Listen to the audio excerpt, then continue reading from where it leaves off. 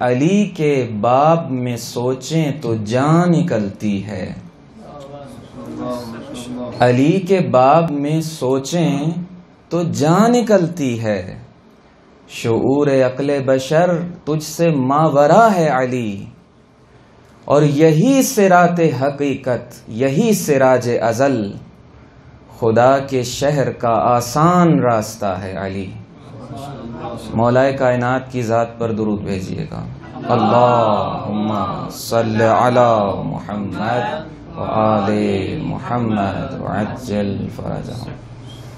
ہماری گفتگو یہاں تک پہنچی تھی کل کی بات سے ربط دیتے ہوئے کہ یہ معرفت ایک نور ہے،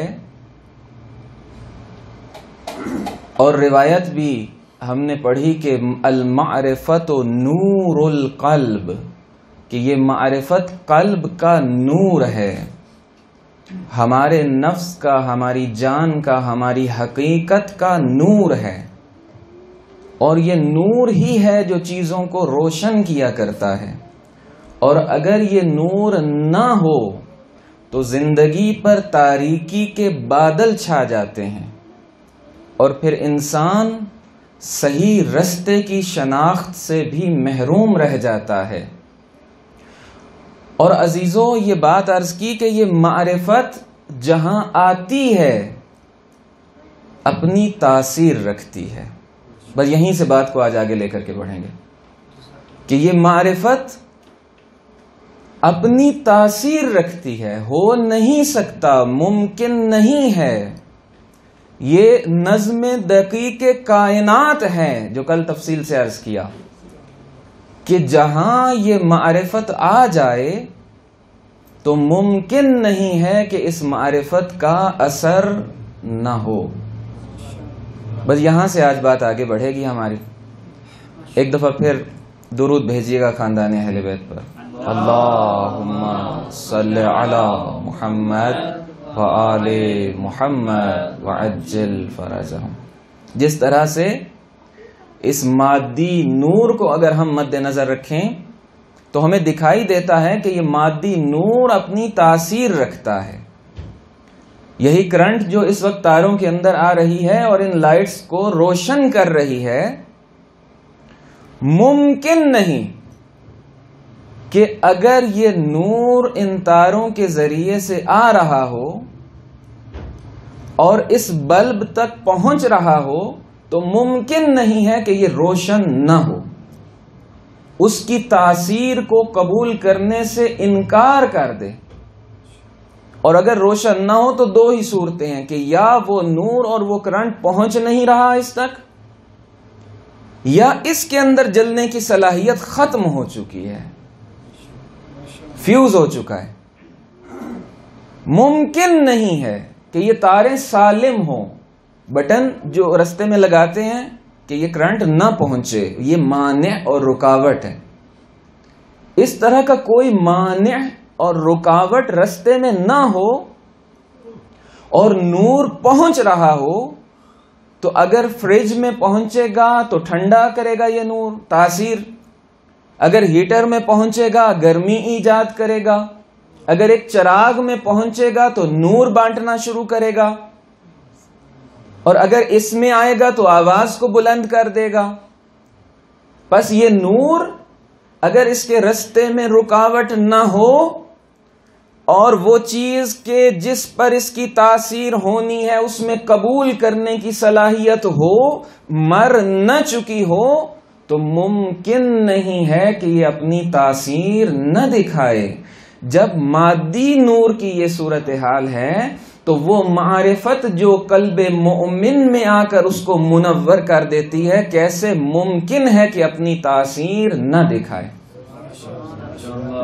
المعرفت نور القلب، کہ یہ معرفت قلب کا نور ہے، ہماری زندگی کی روشنی اسی سے ہے، ہم نے رستے کی شناخت اسی سے حاصل کرنی ہے۔ خدا کی شناخت حاصل نہ کی تو یہ زندگی مردہ زندگی ہے، چلتی پھرتی لاشیں ہیں وہ، اور ان کا مر جانا بہتر ہے روایت کی روشنی میں۔ اب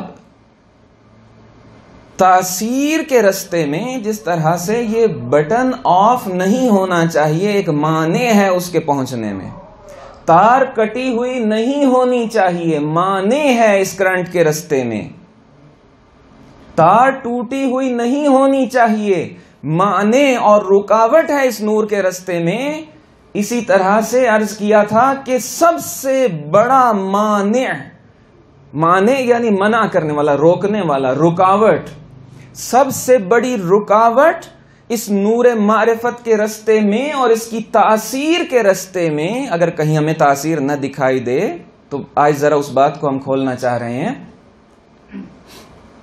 وہ عرض کر چکے کہ سب سے بڑا مانع ہمارا اپنا نفس ہے، سب سے بڑی رکاوٹ ہماری نفس کی خواہشیں ہیں کہ جن کو 2 دن تفصیل سے گفتگو ہوئی کہ انسان الہ بنا لیتا ہے، معبود بنا لیتا ہے، خواہشوں کے پیچھے چلنے لگتا ہے. بس جب تک ان موانع کو نہیں ہٹائیں گے وہ نور اپنی تاثیر نہیں دکھائے گا. اسی لیے فرمایا گیا کہ معرفت النفس انفع المعارف، کہ نفس کی معرفت. دیکھیں ہماری منزل معرفت امام کی اہمیت تک پہنچنا ہے. آغاز ہمارا یہاں سے ہوا، جو ساتھی بعد میں شامل ہوئے ہیں میں ایک دفعہ پورا خلاصہ عرض کر دوں. یہاں سے ہماری گفتگو کا پہلی یا دوسری محرم سے جو آغاز ہوا کہ پروردگار نے ہمیں ایک ہدف کے لیے خلق کیا اور وہ ہدف پروردگار کی معرفت کا حصول ہے، اور اگر اس ہدف کے حصول کے بغیر جیے تو ہمارا مر جانا روایت کی روشنی میں بہتر ہے ہمارے زندہ رہنے سے. اور اس ہدف کے رستے میں بہت سی رکاوٹیں آتی ہیں، ان کو ہٹانا بھی ضروری ہے. اور سب سے بڑی رکاوٹ خود آپ اپنی راہ کی دیوار بن گیا، یہ نفس، یہ ذات انسان کے جس کو یہ مرحلے طے کرنے ہیں، کہ جس کو یہ رستہ طے کرنے کے لیے دنیا میں بھیجا گیا ہے اور جس کا ہدف اس معرفت کا حصول قرار دیا گیا ہے، اس ہدف کے رستے میں اگر رکاوٹ ہے کوئی سب سے بڑی تو وہ رکاوٹ بھی خود اس کا اپنا نفس ہے. بس سفر بھی اسی کو طے کرنا ہے، رکاوٹ بھی یہ خود ہے. بس اپنی رکاوٹ کو خود ہٹانے کے لیے وحی الہی کے تعاون سے اور ہدایت پروردگار اور ہدایت اہل بیت کے تعاون سے اس رستے سے، اپنے ہی رستے سے، اپنی ہی رکاوٹ کو ہٹانے کے لیے ضروری تھا کہ پہلے اپنے آپ کو پہچانے گا تو پھر آگے بڑھے گا. اسی لیے فرمایا کہ معرفت النفس انفع المعارف، اپنے آپ کو پہچانے گا تو یہ سفر طے کر پائے گا، ورنہ آغاز ہی اس سفر کا نہیں ہو پائے گا. ایک دفعہ درود بھیجیے گا خاندان اہل بیت پر. اللہم صلی علی محمد وآل محمد وعجل فرجہم. کوئی اور ہوں گے وہ لوگ کہ جو دین کے اندر اپنی خواہش کو دخالت دیتے ہوں گے، جو اچھا لگتا ہوگا اس کے پیچھے چلتے ہوں گے، لیکن مکتب اہل بیت میں خواہش ذات کی کہیں جگہ ہی نہیں ہے، گنجائش ہی نہیں ہے. علماء کرام مجھ سے بہتر جانتے ہیں جو یہاں تشریف فرمائیں، دین کے اندر کوئی خالی جگہ ہو تو وہاں ہم اپنی خواہش اور مرضی کو لا کر کے اس خالی جگہ کو پر کرنے کی کوشش کریں. وہ دین کے جس نے انسان کے دنیا میں آنے سے پہلے انعقاد نطفہ سے لے کر اس کے مر جانے کے بعد تک کے تمام احکام تفاصیل کے ساتھ بیان کر دیے ہوں، وہاں کوئی خالی نقطہ ہے ہی نہیں کہ جہاں ہم اپنی مرضی، اپنی خواہش اور اپنے استحسان کو جگہ دیں. مکتب اہل بیت میں اس کی گنجائش نہیں. ہاں میرا نہ جاننا الگ مسئلہ ہے، میری کمی ہے، ادھر سے بیان میں کوئی کمی نہیں ہے. یہ جو ہمارے فقہائے اعظام احسن و اقوا و اظہر کے الفاظ استعمال کرتے ہیں، یہ کیا ہیں؟ کیا یہ مراجع اعظام اپنی نظر بیان کر رہے ہیں کہ دین میں بیان نہ کیا ہو اور یہ شامل کر رہے ہو؟ ممکن نہیں ہے۔ مطلب یہ ہے کہ روایات سے مجھے یہ زیادہ ظاہر دکھائی دے رہا ہے، بات ادھر سے آئی ہے، بات قرآن کی بات ہے، بات روایات کی بات ہے۔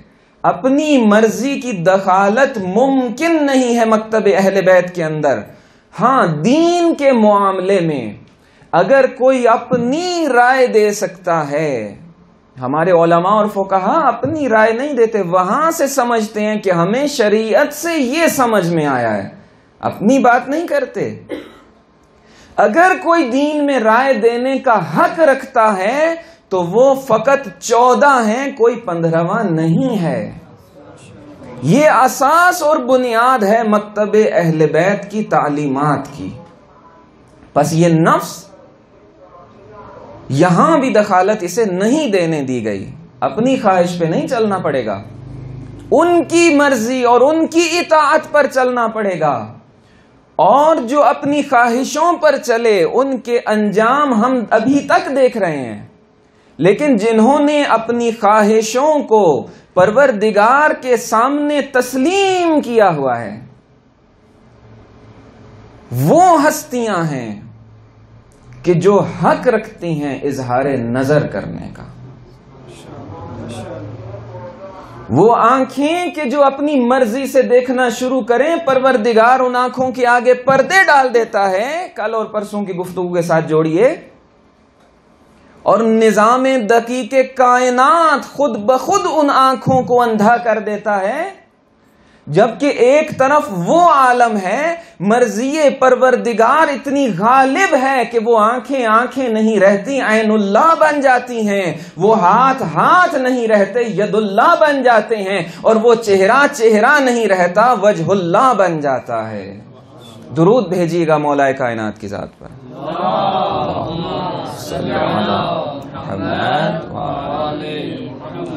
وعجل فرجہم۔ معرفت النفس انفع المعارف۔ ایک فائدہ تو اس کا یہ ہوگا کہ ہم خود اپنی راہ سے اپنی رکاوٹ کو ہٹا پائیں گے، اور دوسرا فائدہ یہ ہوگا، کئی فوائد ہیں، ایک فائدہ یہ ہوگا کہ جب ہم خود کو پہچان لیں گے، اپنی عظمت کو پہچان لیں گے، اپنے مرتبے کو پہچان لیں گے کہ فرشتوں کے ہوتے ہوئے جب پروردگار انسان کو خلق کر رہا ہے تو آخر کیا تھا کہ اس کو خلق کر رہا ہے، اس وقت کم سے کم بھی اس کائنات کے آدھے جھگڑے ختم ہو جائیں گے۔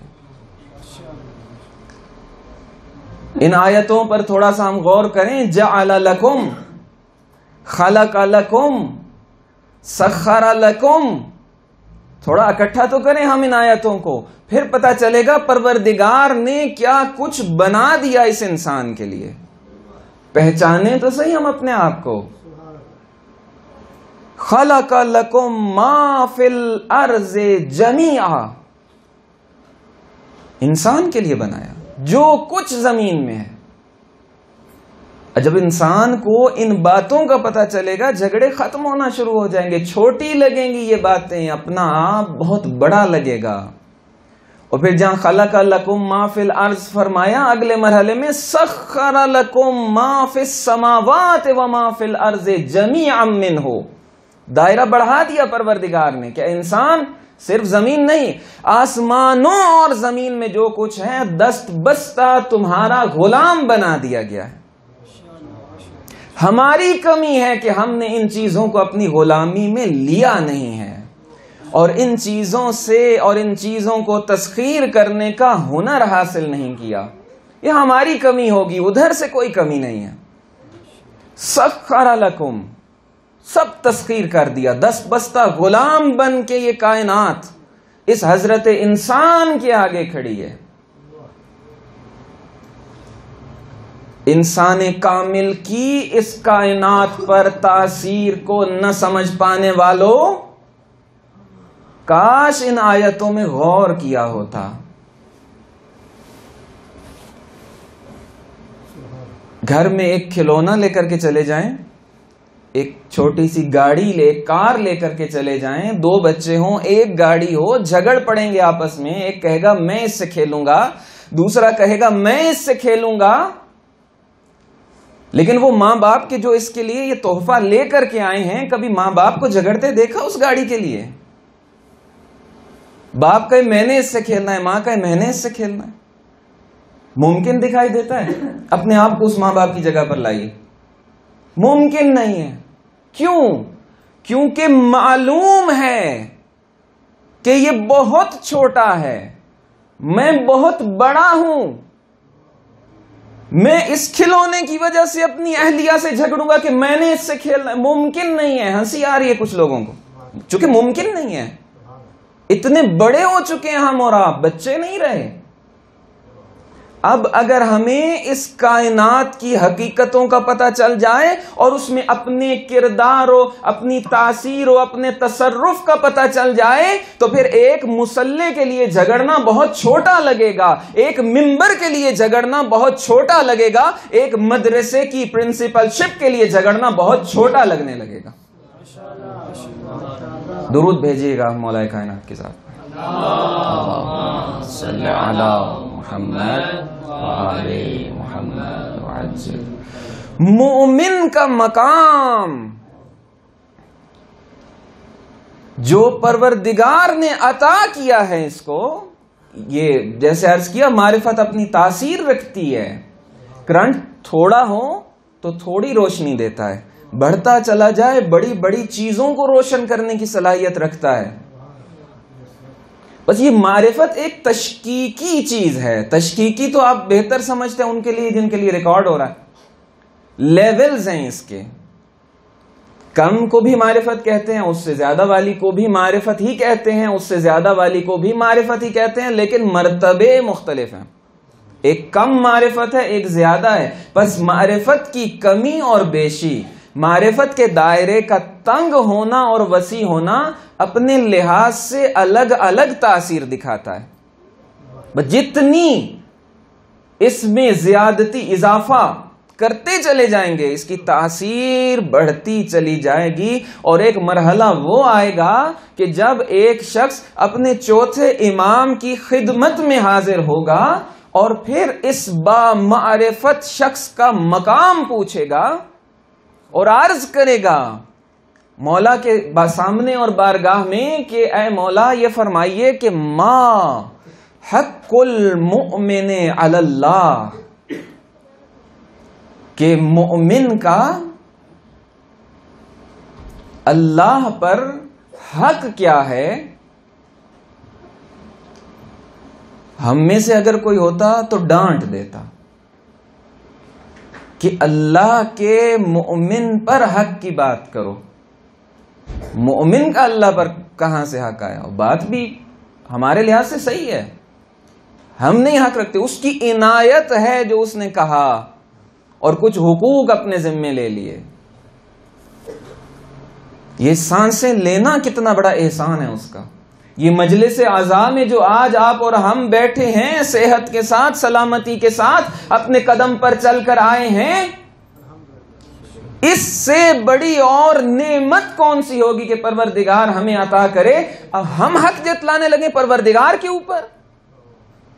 لیکن کیا سوال، ایک دفعہ سوال کیا جواب نہیں ملا، دوسری مرتبہ سوال جواب نہیں ملا۔ اصل لفظ سوال ہے لیکن اردو میں چونکہ سوال استعمال ہوتا ہے تو ہم وہی ادبیات استعمال کرنے کی کوشش کرتے ہیں جو اردو میں رائج ہوتی۔ تیسری مرتبہ پھر سوال کیا اور یہ سمجھا بھی دیا کہ ہم ماہر نفسیات ہیں، یہ نفسیات کا جو علم ہے، سائیکالوجی کا جو علم ہے، ہم سے لوگے تو سمجھ پاؤ گے۔ جو خود تم تجربات کر رہے ہو اچھا ہے، آگے بڑھو، لیکن اگر حقیقتوں سے پردہ اٹھانا چاہتے ہو ہیومینٹیز کے، چونکہ یہاں پر ماہرین بیٹھے ہیں اس لیے عرض کر رہا ہوں اور انہی سے سیکھی ہوئی باتیں عرض کر رہا ہوں، تب بھی تمہیں قرآن و اہل بیت کے دامن میں پناہ لینی ہوگی، ورنہ کہیں نہ کہیں کوئی نہ کوئی ایسی خطا کر بیٹھو گے کہ نسلیں اس کا جواب دیں گی، اور اس کا نتیجہ بھگتیں گی۔ میڈیکل کے اندر خطا کرنے سے انسان یا ایک سرجن اس ایک شخص کی جان لیتا ہے اور اپنی خطا کی طرف متوجہ ہو جاتا ہے، لیکن ہیومینٹیز کے اندر، علوم انسانی کے اندر جو خطائیں ہوتی ہیں وہ نسلوں کو یا آباد کر دیتی ہیں یا برباد کر کے رکھ دیتی ہیں۔ بس بہت احتیاط سے چلنے کی ضرورت ہے۔ بتا دیا کہ ہر شخص کو فوراً جواب نہیں دیا جاتا، سمجھا جاتا ہے کہ کس کو کب اور کیسا جواب دینا۔ 3 مرتبہ اس کو سوال دہرانا پڑا، اور تیسری مرتبہ مولا نے جواب ارشاد فرمایا۔ سوال کیا تھا؟ ما حق المؤمن علی اللہ، کہ مومن کا خدا پر حق کیا ہے۔ ماں کے ذریعے سوال کیا گیا نا، سارے کا سارا حق پوچھا جا رہا ہے۔ اب عربی گرامر کو بہتر جانتے ہیں، ماں کیا ہے، پورے کا پورا پوچھا ہے۔ جواب میں کیا فرمایا؟ من حق المؤمن علی اللہ، من کے ذریعے یعنی بعض حقوق بیان کیے جا رہے ہیں۔ ساری بات ابھی نہیں مولا فرما رہے، سارے راز ابھی نہیں کھول رہے کہ یہ انسان کیا ہے۔ یہ بامعرفت مومن یعنی معرفت کے ساتھ جس نے کچھ مرحلے طے کر لیے ہوں اسی کو مومن کہتے ہیں۔ مومن کے سارے حقوق اور سارے وہ راز جو پروردگار سے عطا کرتا ہے اس میں نہیں بیان فرما رہے، من کے ذریعے آغاز ہو رہا ہے۔ من یعنی تبعیضیہ، بعض۔ من حق المومن، سوال سارے حقوق کا تھا، جواب میں ایک حق بیان کر رہے ہیں، اور بھی ہیں، اس کا مطلب ہے من حق المؤمن علی اللہ ان لو قال لتلک النخلۃ اقبلی لاقبلت۔ آپ لوگوں کو ترجمے کی ضرورت نہیں ہے، لیکن چونکہ ریکارڈ ہو رہا ہے، مولا فرماتے ہیں کہ مومن کے جو حقوق پروردگار کے اوپر ہیں ان میں سے ایک حق یہ ہے کہ یہ جو کھجور کا درخت دیکھ رہے ہو، ان لو قال لتلک النخلہ، کہ اگر یہ مومن اس کھجور کے درخت سے کہہ دے کہ اقبلی آ جاؤ، لاقبلت، تو کھجور کا درخت اکھڑ کر چل کر اس کے قدموں میں آ جائے۔ مومن کیا تاثیر رکھتا ہے، کہنے والے پر نہ جائیے گا، ایک ٹیپ ریکارڈر کی حیثیت سے زیادہ نہ سمجھیے گا کہ اساتذہ سے سنی ہوئی باتیں ریکارڈ کر کے یہاں آ کر چل پڑا اور بیان ہونا شروع ہو گئی۔ اس بے عمل کو نہ دیکھیے گا، لیکن ان معارف کو ضرور دیکھیے گا۔ ہماری کمی ہے کہ ہم نے اپنی تسخیر میں لیا کب ہے اس کائنات کو۔ اور مولا نے جب یہ بات کہی تو یہ جملے لکھے ہوئے ہیں روایات کی کتابوں میں کہ جب مولا یہ جملے ارشاد فرما رہے تھے اور بعنوان مثال اور مقام مثال میں اس درخت کی طرف اشارہ فرما رہے تھے، جب یہ جملے ادا فرما رہے تھے تو دیکھنے والے دیکھ رہے تھے کہ وہ درخت اپنے قدموں پر چل کر آ رہا تھا مولا کی خدمت میں۔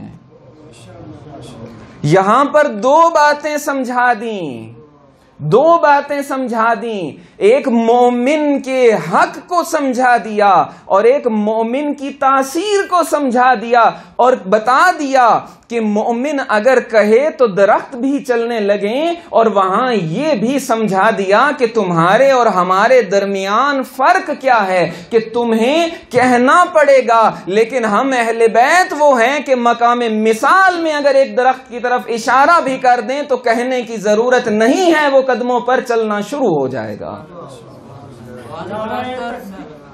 اللہم صلی علی محمد وآل محمد وعجل فرجہم۔ یہ تاثیر اگر ہماری سمجھ میں آ گئی تو اس کائنات کے، اس دنیا کے آدھے جھگڑے ختم ہو جائیں گے، چھوٹی لگنے لگیں گی یہ باتیں۔ انسان اپنی ذات کے لیے کہیں جھگڑتا دکھائی نہیں دے گا، حق کی دفاع کے لیے جھگڑنا الگ ہے، اس کی بات نہیں کر رہا۔ باغ کا مسئلہ نہیں تھا، فدق کا مسئلہ نہیں تھا، احقاق کے حق کا مرحلہ آ گیا تھا۔ ورنہ مومن اپنی ذات کے لیے کبھی جھگڑتا دکھائی نہیں دیتا. خلافت کی تو حیثیت ہی کیا ہے علی ابن ابی طالب کے سامنے. وہ علی کہ جس کے اشاروں پر کائنات تہ و بالا ہو جائے، وہ علی بیساکھیوں کے سہارے پر کھڑی ہونے والی خلافت کے لیے تلوار نکالتے؟ ممکن نہیں تھا، ممکن نہیں تھا. بالا تر مصلحتوں سے آگاہ تھے. اور پھر آخری نقطہ، زحمت تمام، کہ اس سفر معرفت میں، اس نور معرفت کے حصول میں اور اس نور معرفت کی تاثیر میں مرد و زن کے اندر کوئی فرق دکھائی نہیں دیتا.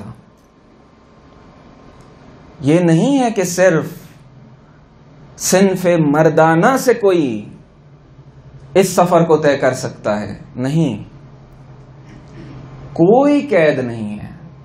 مرد و خواتین کا کچھ فرق نہیں ہے.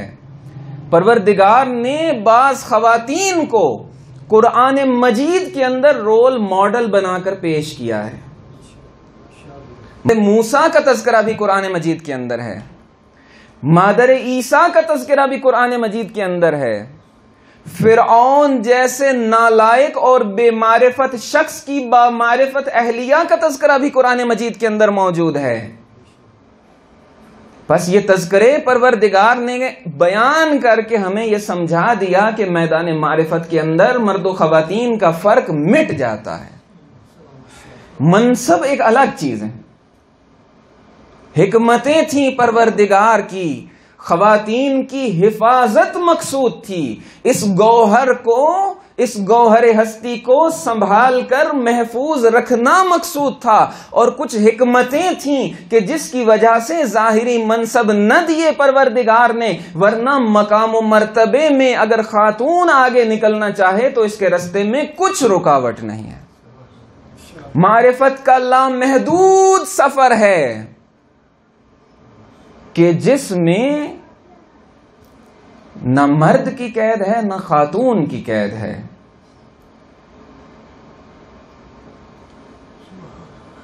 مقامات کے اعتبار سے نبی کا مقام پروردگار نے واضح کر دیا، اس کو نبوت عطا کر کے. مقام رسالت کی جو معرفت کی جو عظمت تھی اور اس وجود کی جو عظمت تھی، اس کا اظہار کر دیا پروردگار نے رسول کو رسول بنا کے، منصب رسالت دے کر. امامت کے مرحلے اور امامت کی سطح پر پہنچنے والی ہستیوں کی عظمت کا اظہار کر دیا پروردگار نے ان کو لوگوں کا امام بنا کر. لیکن اگر ادھر سے ایسی کوئی ہستی ہو کہ جو معرفت کے ان مقامات پر ہو کہ جس کی آغوش کے اندر امامتیں پروان چڑھتی ہوں، تو ظاہری منصب تو نہیں دیے جا سکتے تھے، لیکن پروردگار نے اس خاتون باعظمت کی عظمتوں کا اظہار کرنے کے لیے ایسا انتظام فرمایا کہ جب جناب سیدہ تشریف لاتی تھیں تو رسالت اور نبوت بھی اپنے مقام سے کھڑی ہو جایا کرتی تھی. درود بھیجیے گا جناب سیدہ کی ذات پر. اللہم صلی علی محمد. جس طرح مقام رسالت کے آنے پر مقام عصمت اپنے گھر کے اندر اپنی مسند سے کھڑا ہو جایا کرتا تھا، بی بی کھڑی ہو جایا کرتی تھیں، اسی طرح سے مقام رسالت بھی اپنی مسند سے کھڑا ہو جاتا تھا مقام عصمت کے استقبال کے لیے. یہ معرفت کی منزلیں ہیں عزیزو، ان کو سمجھنے کی ضرورت ہے عزیزو. اور بس بات یہاں پر ختم ہو گئی کہ جس طرح سے مادر گرامی کے استقبال کے لیے رسول اللہ صلی اللہ علیہ وآلہ وسلم اپنی مسند پر کھڑے ہو کر ان کی عظمت کا اظہار فرمایا کرتے تھے، دختر گرامی کی عظمت کو سمجھانے کے لیے امام وقت نے یہی کردار ادا کیا کہ جب سوار ہونے کے لیے گھر کا پردہ ہٹا کر کے باہر تشریف لائیں جناب زینب کبریٰ سلام اللہ علیہا، تو امام حسین علیہ السلام جس مسند پر بیٹھ کر سب کو سوار کروا رہے تھے مدینہ کے اندر، اور یہ سفر عشق آغاز کیا جا رہا تھا اس سفر کا، تو اپنی مسند سے کھڑے ہو گئے اپنی بہن کے آنے پر۔ عزیزو، یہ مقام ہے خاندان اہل بیت کی خواتین کا کہ کربلا کو زینب کی ضرورت محسوس ہوئی۔ حدیث عشق دو باب است، کربلا و دمشق یا دمشق۔ حدیث عشق دو باب است، کربلا و دمشق، یکی حسین رقم کر دو دیگری زینب۔ زینب کو کربلا کے تسلسل کو برقرار رکھنا تھا کہ کربلا کو زینب کی ضرورت محسوس ہوئی، اور اس کا انتظام مولائے کائنات نے خود کر دیا تھا کہ جب جناب عبداللہ ابن جعفر طیار کے عقد میں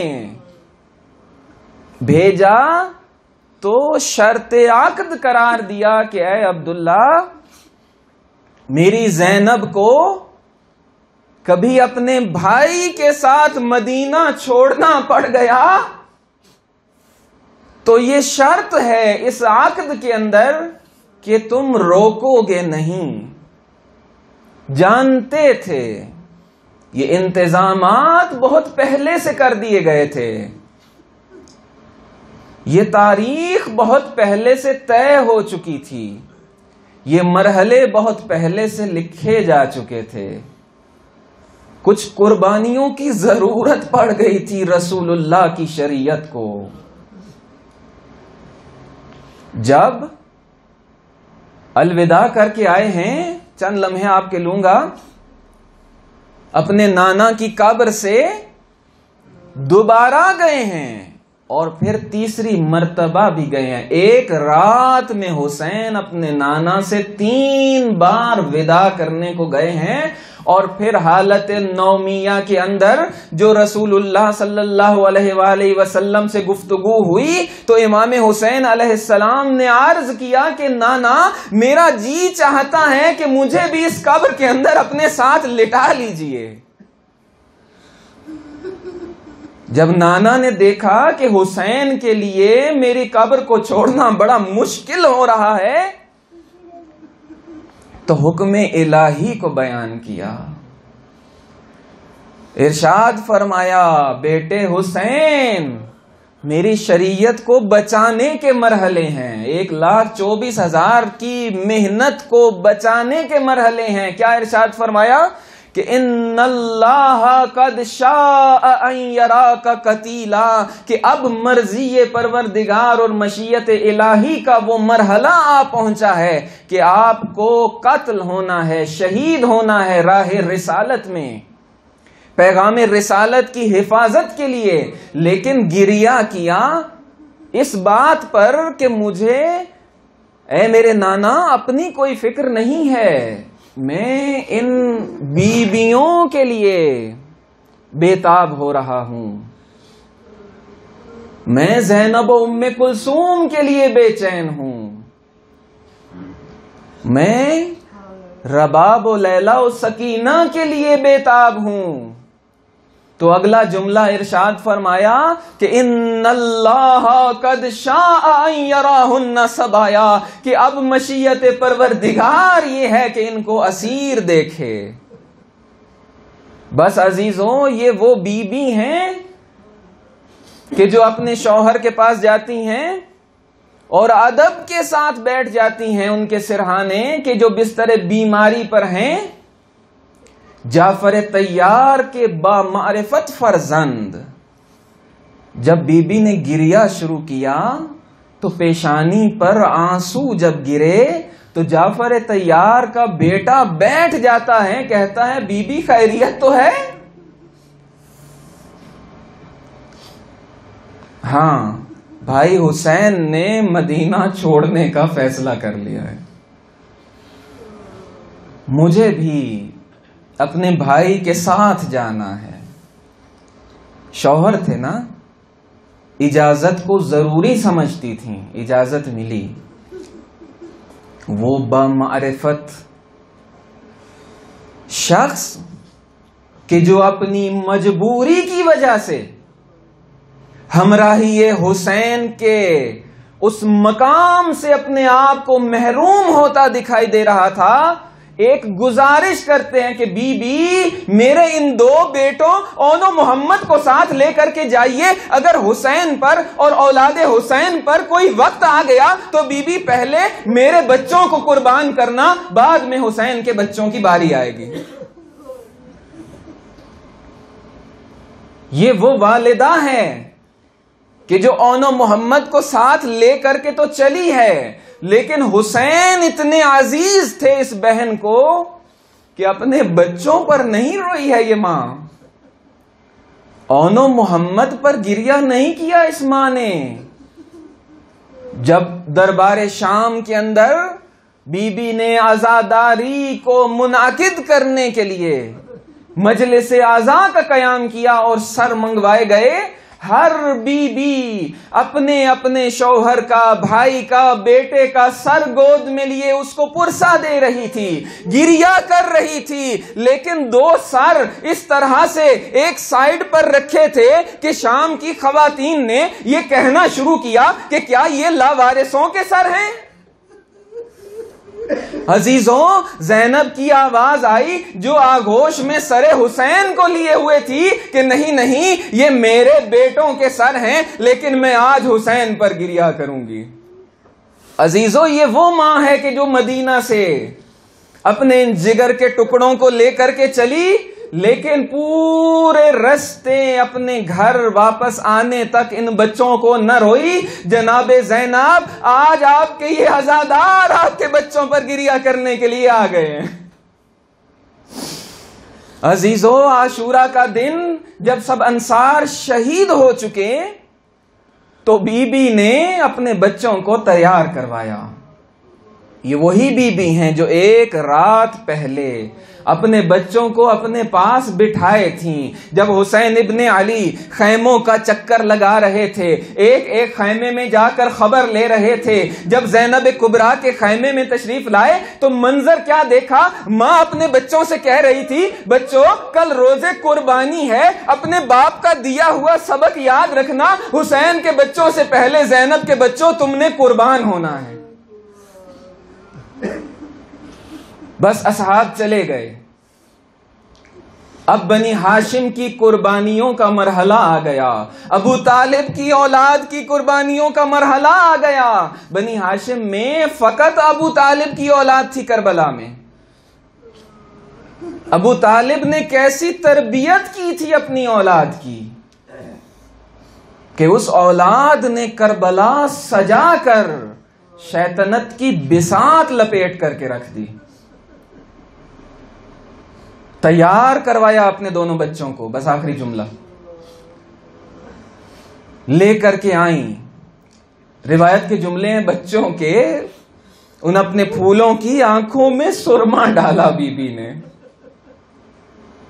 گرد آلود خاک کربلا سے جو گرد آلود لباس تھا اس کو جھاڑا، بچوں کے گیسو سنوارے،